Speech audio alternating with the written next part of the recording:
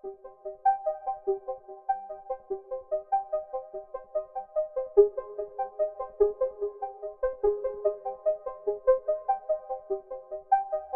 guys, today I'm taking you through my Keyshot and Photoshop workflow from start to finish. We'll be going through how I render my concepts in Keyshot and then taking those raw renders and finalizing them in Photoshop. There will be some parts in real time and some sped up. I gotta admit though guys, this video is a bit all over the place, but I hope you get something out of this. I have placed a lot of timestamps so you can just jump between subjects and take a look at all the things that you're really interested in. Towards the end of the video, I'll be covering the difference between the two main renders I did for the character, going over the good and bad and why I chose to redo the whole thing after the fact. Alright, let's begin. So we are taking this project right here and we're throwing this guy into Keyshot. And the way I do that is I go to Render tab, I go to External Renderer, press the Keyshot button and then Render Pass. BPR, and that's it. I'm just going to send all like 122 something into Keyshot and then we'll take it from there. In Keyshot, your project is going to look something like this. The material is going to appear flat because we still have the materials on from ZBrush, so that is going to be the first thing we're going to be replacing. Over here on the left is the material menu. There you can select a variety of different default materials or create your own. I have created a set of custom materials for myself that I use for the majority of my projects. I created these materials after following a tutorial from Espen Oxholm, and I'll put a link to his channel in the description. So I'm going to throw in this custom material here. When applying, you can just drag and drop it like so. If you want to select a material, then you can double click on it in the viewport. To change the color of my custom material, I'll have to jump to the material graph menu to do so. We'll cover this material setup more later, but for now on, we're just going to be changing the color of it. So I wrote down the values of the main color from ZBrush, so I'm just going to input that real quick.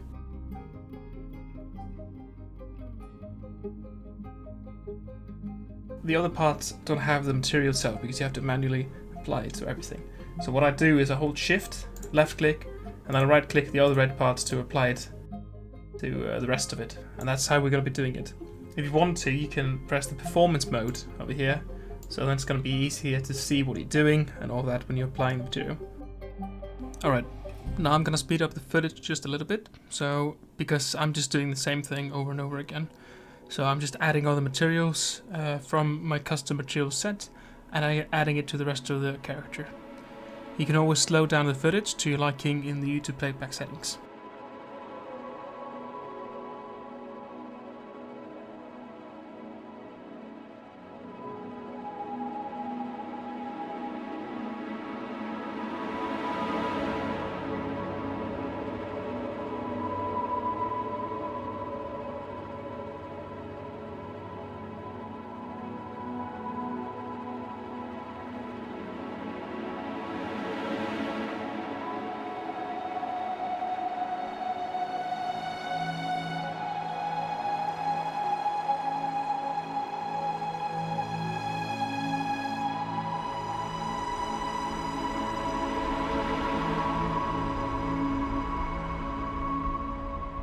Okay, now that we have all the basic materials set up, then we can delve deeper into the Environment tab and change the lighting and the way the character looks. So in the Environment tab, we can see that we just have the default HDRI loaded up. If we navigate to the left here, we can see other HDRIs for interiors, outdoors and studio scenes. You can also download the custom ones and load them up in your scenes. I sometimes grab custom ones from Polyhaven. I'll put a link to that website in the description. But I usually just take the default HDRIs in Keyshot for my projects. Let's just drag over some random environment here and see how it affects our materials. I'm going to change the background to color and then make the background dark grey. We'll add a custom backplate later for the scene. The grey background is just temporary as we're still setting things up. It's good to cycle through different HDRIs to see how it affects our character here, if you're unsure in what kind of a scene you'll be placing the character in. Over here in the Lighting tab, I usually use the basic render setup with self shadows on and product mode clicked on as well. I also play with the adjustments of the environment, increasing the brightness and contrast of it just a touch, to see how it affects everything. For my interior scenes, I often go for these type of warehouse environments. It's because I like the top lighting of it so much. But for this character, we'll end up placing it in an outside environment. It's always good to add extra lights to the scene as well. The classic light setup is the 3-point lighting one, and we will be doing something similar to that shortly. I always think of the HDRI just as support, and the key light, fill light and backlight being our main source of lighting. So I'm just going to quickly go to the camera setting and going to change the millimeter to 120, like that. There we go. Now it is time to jump into some of the materials and adjusting some of the grunges and details on our character here. Just keep it in mind that we'll be fixing everything more later on in the Photoshop part. Select the material by clicking on it in the viewport, and then let's go to the material graph. To quickly break things down, I have some metal textures, scratches, grunges and curvatures set up here. To adjust the texture map grunge on my character, I select the color to number node and then I press C to focus on that particular map, so I can see how it's applying to the overall surface. Then over here on the right, we adjust the scaling of the map to properly fit our character.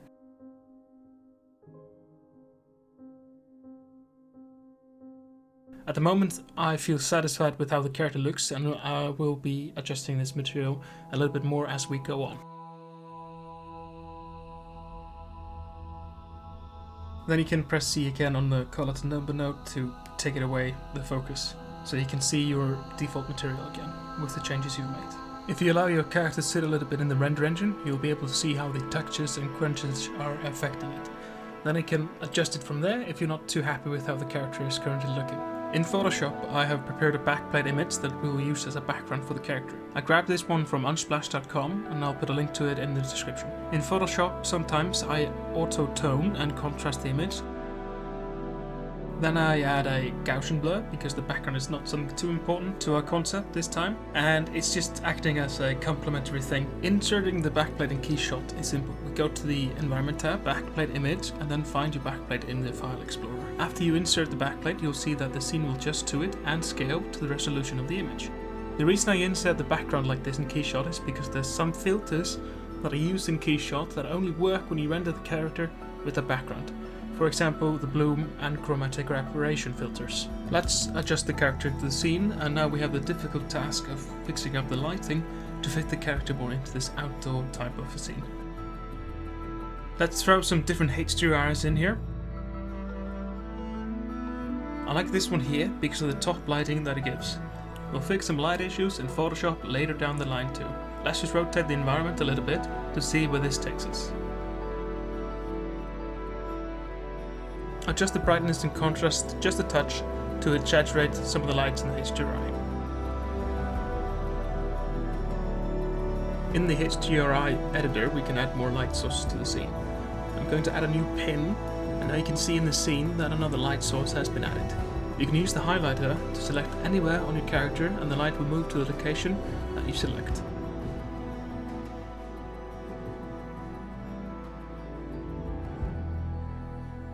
Let's make the light a little bit brighter here.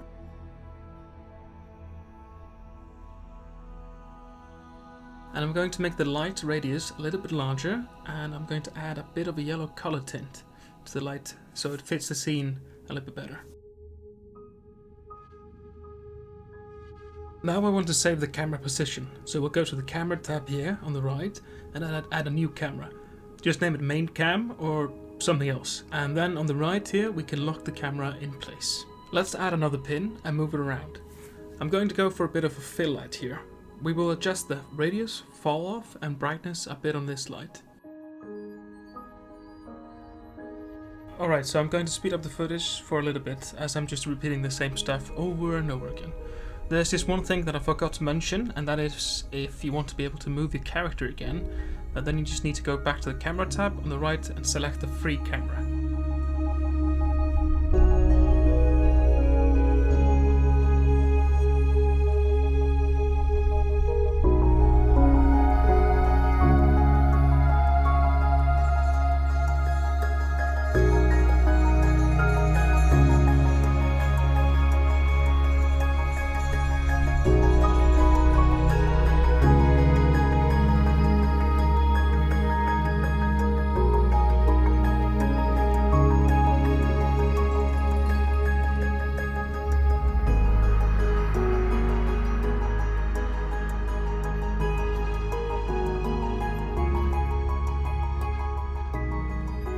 main challenge here is that I'm thinking that the sun will be coming from the top right of the image here. So it's going to affect this whole area, but I don't want the jaw area of the character to draw too much attention, and we also want to keep in mind how the lights make the material and roughness pop of the armor here. When you have adjusted everything to your liking, then we can finally render this piece out and throw it into Photoshop. Navigate to the render tab up in the left corner here. You can name a project here. I have named mine Cyclops, and it will be system render number 1, as this is our first rendition of the character. I also recommend setting up a custom folder path for the render. I render out in PSD 16-bit format, and then in the render preset tab I usually go for a resolution that is not too low or too high, so around 2K resolution. I feel like the most important part here is to also render out a separate ambient occlusion layer, so we can adjust that even more in Photoshop later. Then in the render options I have set it to 256 samples and I use all 24 cores. When you're all set and good to go, just smash the render button and it is finally going to be time to jump into some Photoshop. Quick note, I forgot to mention that I also sometimes apply a metal material to the whole character and then I render that out separately so we can do a metal scratch pass on the character later. Alright, it is Photoshop time. Start off by opening your main render and then we drag in the ambient occlusion pass that we did earlier. Drop it in there and select as transparency. Then choose the multiply blending mode. Now you can see all the details just pop a little bit more and we can get more depth to the character itself. The only problem that we'll run into now is that we have to mask the ambient occlusion layer because it's making the eye of the Cyclops appear darker than it should be. Before we do that, I'm going to drag over the metal pass as well because we're going to crop the image. Let's add a masking layer to the ambient occlusion down here and then select the soft round pressure size brush. If you press X, you can change between black and white for the masking, but we're going to mask something out of the white mask, so we will be using the black color. Now we have fixed the light source of the eye. Select the layers and press Ctrl J to copy them and then Ctrl E to merge them. So now we have this kind of a checkpoint here. Let's crop the image a touch, as the left side of it is just a bunch of empty space that is unnecessary.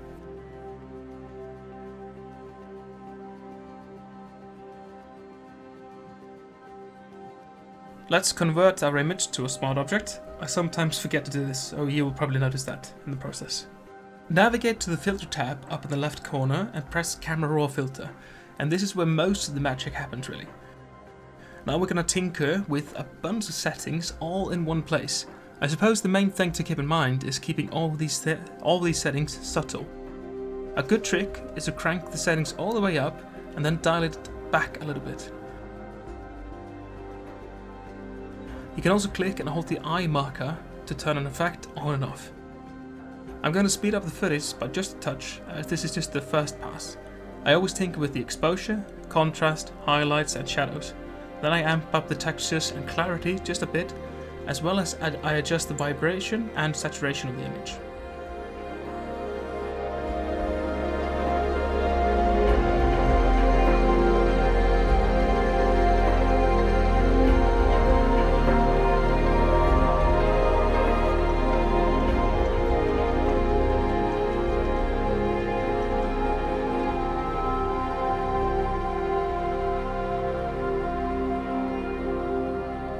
If you feel like your camera filter is overall too intense, then you can do another copy of the previous image and then use the opacity slider to adjust it on top. Then after that we copy the two layers and merge them together. One good thing to do as well is to do another copy of the image, and then we play around with the presets within the camera raw filter, which are located here on the right side. Then just hover over the filters and pick something that you like or something that will fit the scene.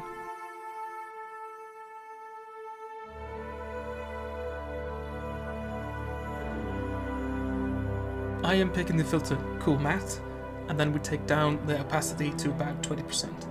Then we merge everything again. Now we'll go ahead and add a new adjustment layer and do a curves adjustment. Just going to change the contrast of the image a bit.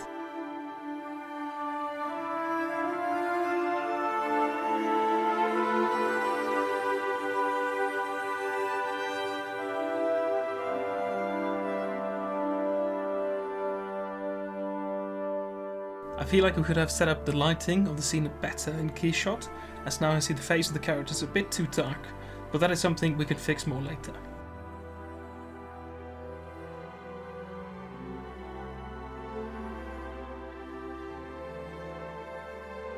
A good thing to do every now and then is to zoom out a little bit out of the image to see how the filters and settings are affecting our image. Another trick to do as well is to add a hue saturation adjustment layer and then drag the saturation all the way down so we can view the values of the image. What our goal here is we want to increase the brightness coming from the sun up in the right corner of the image and brighten up the face a little bit. I want the eye to bounce between some areas of interest, those being the face, the shoulder and chest piece. I think you know the drill by now, but again we want to select our active layers and merge them all together. Up next we're going to be adding some grunges and decals to our board here.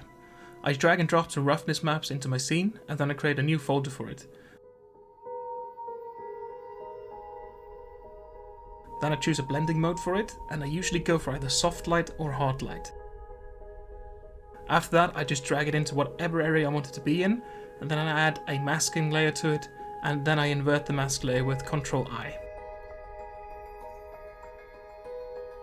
Then we mask the grunge map and turn down the opacity slider to blend it more in there. I try to focus on adding large spots of noise or damage, as the material from Keyshot has a lot of smaller damage and scratches on it, so we want to try to break things up with large areas of damage. Adding in the grunge maps is a lot of repetition doing the same thing over and over again, so I'll be speeding up the footage now for this part.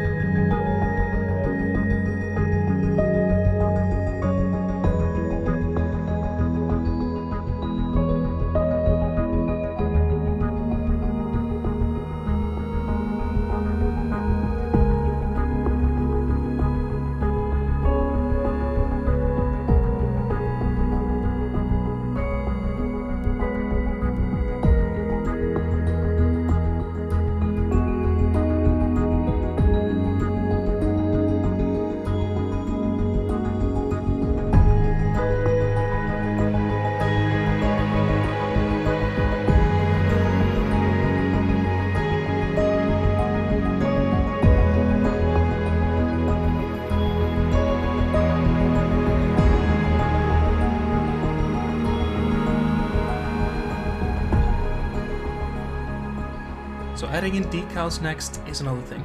I have some alphas that I made that I just dragged in and then I changed the blending mode of them to screen so we can get rid of the black background on them. Then I add them into another separate folder simply called decals. Press Ctrl-T to transform and move the decal into the spot you want it to be in. But you can also hold Ctrl while you select and hold the edges of the decal to change the perspective of it and the way it is angled. While I'm placing the decals, I also adjust the opacity of them to mix them a bit better with the armor.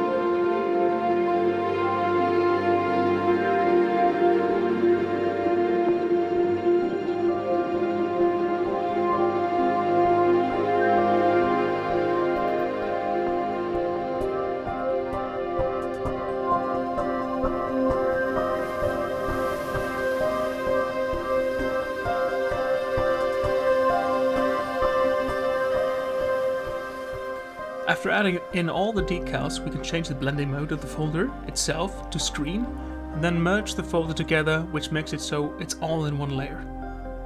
Let's navigate to the blur menu in the upper left corner and add a Gaussian blur to the decals, just to make them appear less sharp.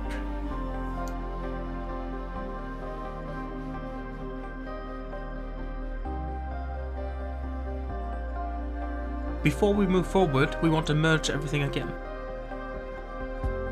Now pick the clone stamp tool and pick some kind of a texture brush. I have this concept brush pack from Wallet, and I'll put a link to it in the description.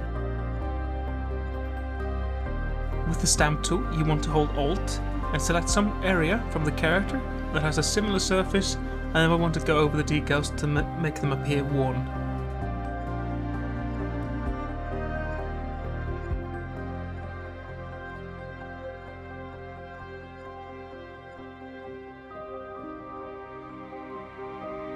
Now we're going to add a metal pass to the mix. We'll add a masking layer to it and then invert the mask. Select a nice texture brush and go over your character to add some extra scratches and damage to it.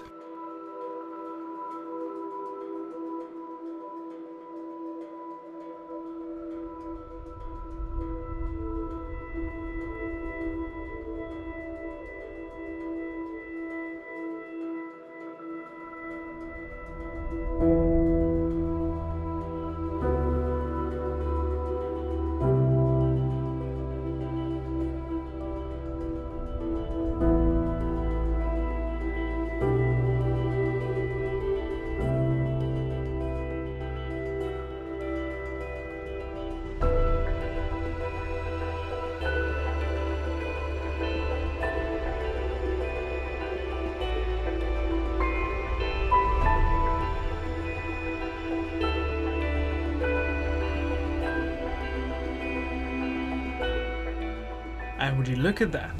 Now we've finished the most time consuming part, which was adding more texture variety, damage and decals to the character. And guess what time it is?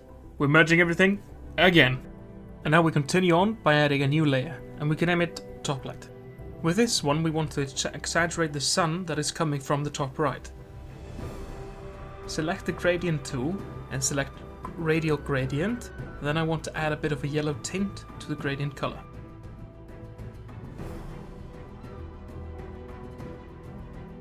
Next, we drag from the upper right corner and release somewhere in the middle. Then we want to pick a fitting blending mode and change the opacity of this gradient. I end up going with the hard light blending mode.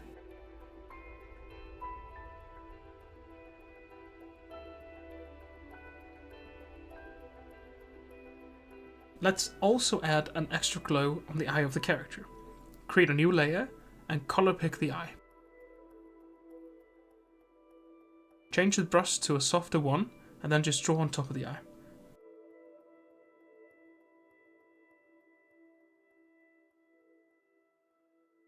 Pick a suitable blending mode and then lower the opacity to your liking. The key is to keep it subtle. I also pick hard light for this one.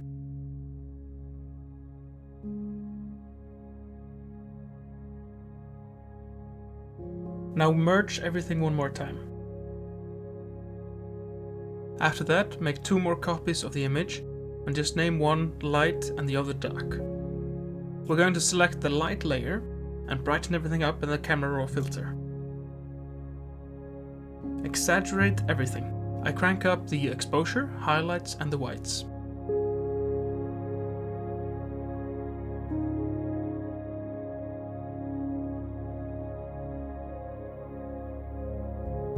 Add a mask layer to it and then invert it. Then we do the same for the dark layer, just taking the same settings to the opposite direction.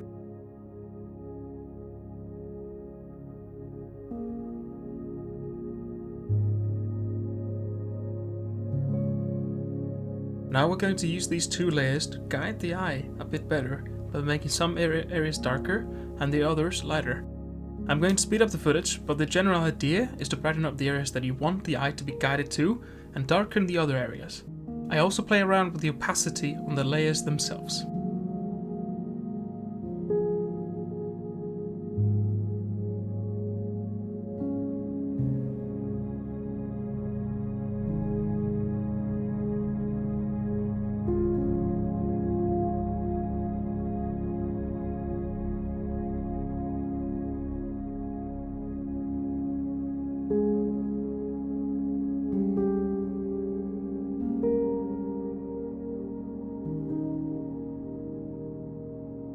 After we complete this part, we merge the layers together and prepare the final changes to our image. I often add some final adjustments to my project. Let's go to the Adjustments tab here and select the color lookup. I like to usually go with LUTs from Grayscale Gorilla, and there will be a link to them also in the description. But there's also some default LUTs in Photoshop that you can use to get the job done. I select a LUT and then I use the down arrow key to cycle through my library, and then I pick something that could blend well with our scene, and I change the opacity of it.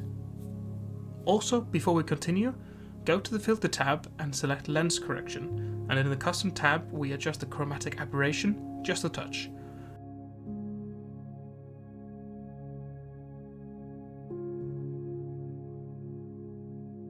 Let's also jump back into the Camera Raw filter and let's add a vignette and some film grain.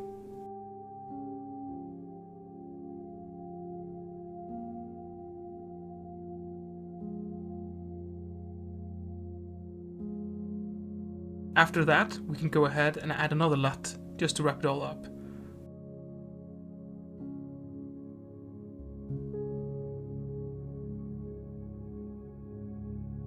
After this marathon, we have done the impossible. We have created a fantastic fucking render. Aha! You thought the video was over, but it was not. You have been bamboozled. Alright, so I messed up some things on the original render. I'm going to let the time-lapse recording of the fix play in the background while I cover the good, the bad and the ugly, and then we'll do a side-by-side comparison and a breakdown. I replaced the indoor HDRI with a desert one, and at the time you would think that was a no-brainer, but I managed to mess that up. I also changed the lighting just a touch. Some of my friends also pointed out that in the original image it appears to be too cool, which doesn't fit the desert scenery that I was going for, which I agree with.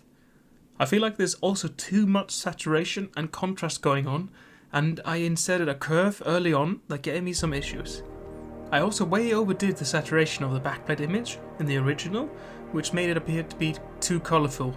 I then toned down the stains and the damage on the armour on the new one, and then I skipped doing a metal pass.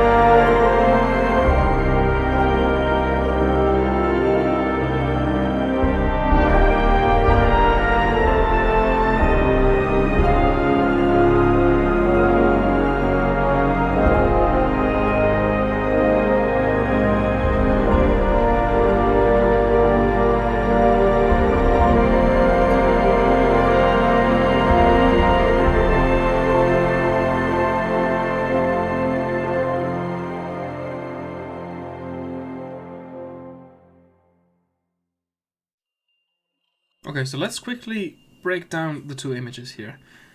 You can see on the right side here is the old one and the new one here.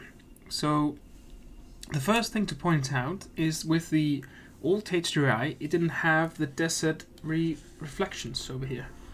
And you know, when you were in the desert, you would have some kind of reflection happening on the armor. So that's one of the things that, you know, the HDRI helps you. So you always gotta, so you want the HDRI to always complement with whatever backplate you're picking, you know.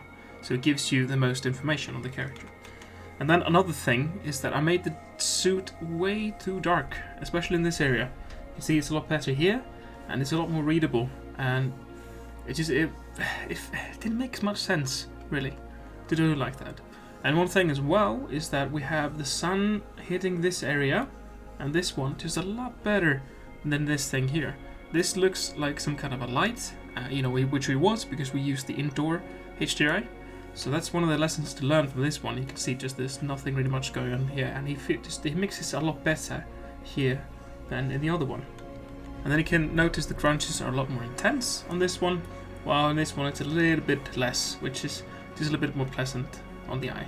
And then I made this background here just a little bit more, instead of, you know, crunching the character in too much. And then you can see just the difference in the background, that this one is just way too much, while this one is just less saturation and it fits more into the scene. You know, he is in some kind of a desert on some kind of a mission, and it just, like, I'm not saying like this is really bad, but it's a lot more stylized in a way, and it's a different kind of a tone. And there you go. Thanks for watching, and congratulations on surviving my rambling. I hope you get something out of this extensive render and compositing video. There will be a time-lapse video of the Cyclops, covering how I sculpted and designed it from start to finish, and it will be dropping sometime next week. Until next time, everyone.